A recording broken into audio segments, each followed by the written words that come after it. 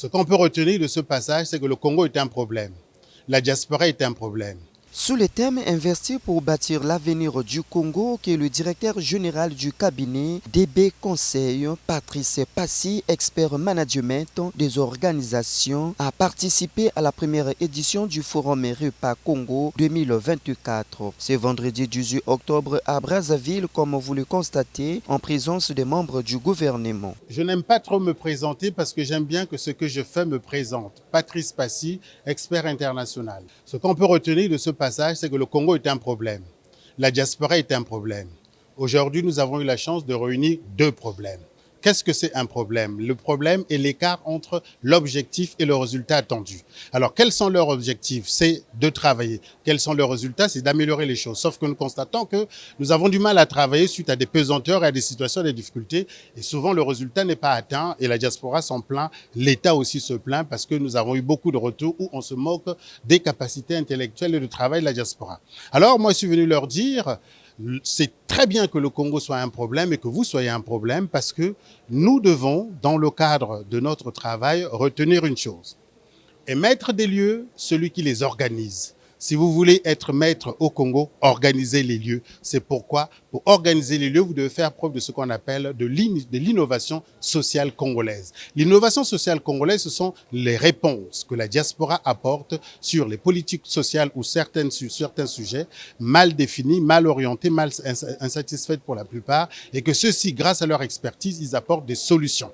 C'est pour ça que nous avons informé que nous sommes arrivés à la Chambre, à la Commission européenne, nous avons été informés qu'il n'y a pas de consultants sur place.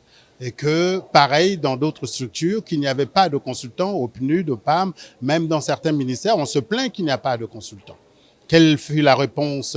Quelle est l'innovation sociale que nous apportons? Nous avons formé ces consultants. Je pensais que ça aurait été difficile. Non, j'ai constaté un engouement autour de ces formations puisque au bout d'un an, nous avons plus d'une cinquantaine de consultants. Nous avons pensé que celui qui vient d'ailleurs doit apporter une réponse qualitativement et quantitativement supérieure à la demande nationale. C'est de ça qu'on attend des Congolais de l'étranger. Expert en intelligence économique et communication d'influence, a donné les pistes pour lutter contre les problèmes qui minent la République du Congo. Une initiative appréciée par les membres du gouvernement et la présidente de la Haute Conseil. Les Congolais de l'étranger venir s'exprimer et présenter leurs doléances, c'est quelque chose de formidable que nous avons appelé de plein vœu depuis très longtemps. Donc je connais très bien ceux qui représentent justement ces Congolais de l'étranger en France, à savoir la présidente Madame Ounounounou, Monsieur Dimitri et Madame Anne-Marie-Cécile. Donc en fait, je suis content. Et nous avions même préconisé préalablement qu'on les retrouve au niveau de l'Assemblée pour faire une journée porte ouverte. On voulait recevoir, c'était mon idée et le président de l'Assemblée avait beaucoup apprécié. C'est organiser une journée de porte ouverte pour recevoir donc les Congolais de l'étranger qui ont des projets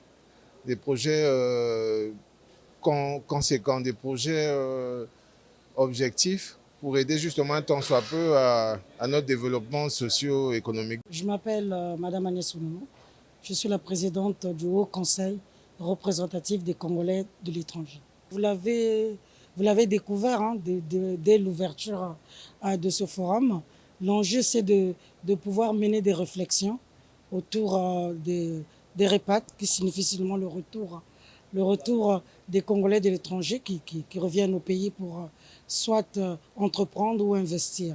Le consultant international Patrice Passy, l'honorable Ferrol Ngasakis et la présidente lançant un message d'amour à tous les diasporas de venir investir au Congo, question de créer des emplois à nos frères congolais. Trésor Yanda et Toko TV.